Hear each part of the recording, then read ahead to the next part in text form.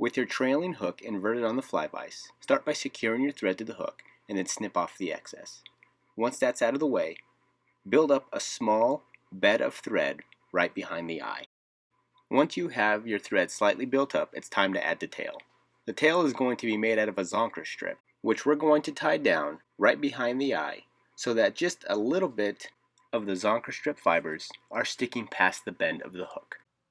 Once your zonker strip is nice and secure, pull the material back, make a few wraps in front of the zonker strip, and then whip finish. And once your thread is nice and secure, snip off the excess. The next step is to add some 30-pound Dacron backing. Fold the Dacron over so that you can send 2 pieces of Dacron through the eye of the hook. You should have a loop left behind that you're going to pull the tag in through to create a simple loop knot that will eventually become a solid connection between your trailing hook and the rest of the fly.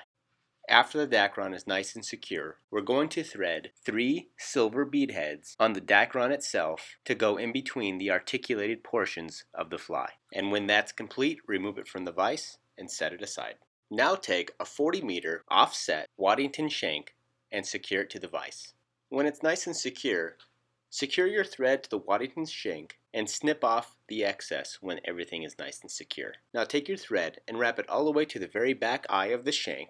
And once you're there, bring your thread back forward to only about half the length of the shank before you bring it back to the rear eye again. Once your thread is in place, it's time to secure the articulated portion of the fly to the main shank. Be sure that there's a small portion of Dacron trailing behind the actual shank, roughly about 1/4 of an inch before you secure it down.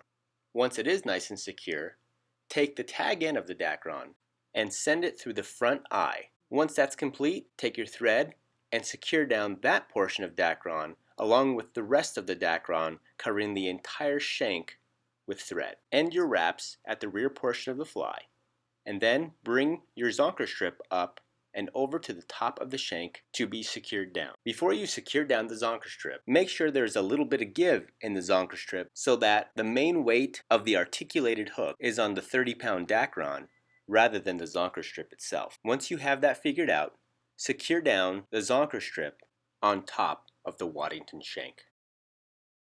Once the zonker strip is nice and secure, pull back the material so that we can add our underbody.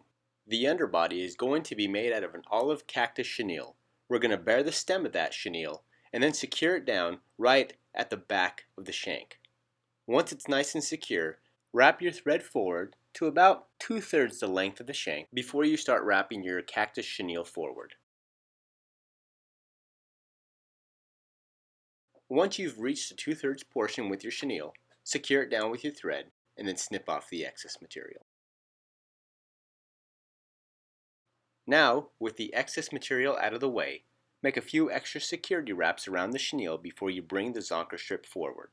Now before you secure down the zonker strip, be sure to separate the hair from the hide so that way when you do secure it down, we're connecting our thread straight to the hide of the zonker strip. This will ensure that we're getting the best possible security wraps onto our zonker strip to the shank to create a durable fly. And once it's nice and secure, you can snip it free and then add a few extra security wraps on the shank. The next thing we're going to do is add the pectoral fins. And for that, we're going to be using a black and olive variegated marabou. Gather a clump of marabou and secure it down on one side of the shank of the hook. When it's nice and secure, snip off the excess and do the same thing to the other side of the shank.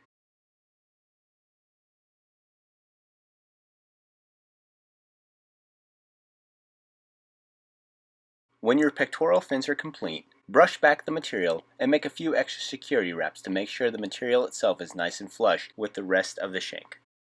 The last thing we're going to do to the body is add a throat. With holographic red flashabou, we're going to take a clump of it and secure it underneath the shank so that the tips reach to about half the length of the shank.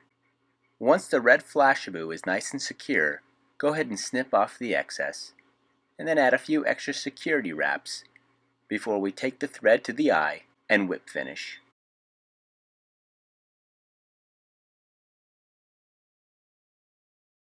Once your thread is nice and secure, snip off the excess.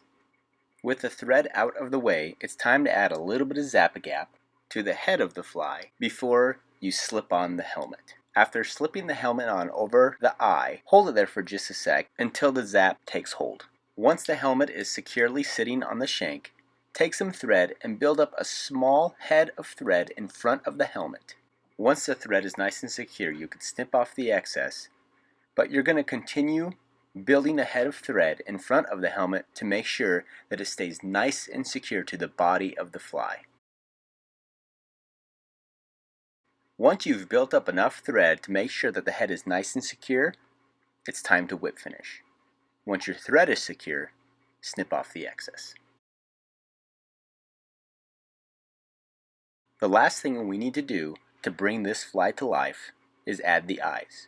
We're simply going to add a drop of Zap-A-Gap in each socket before we place the eye in. Adding the zap is a personal preference. Nobody likes fishing a blind sculpin. But once they are in place, we're going to finish the fly off by adding another drop of zap at the head of the fly. And when that's complete, you have yourself the Linebacker Sculpin.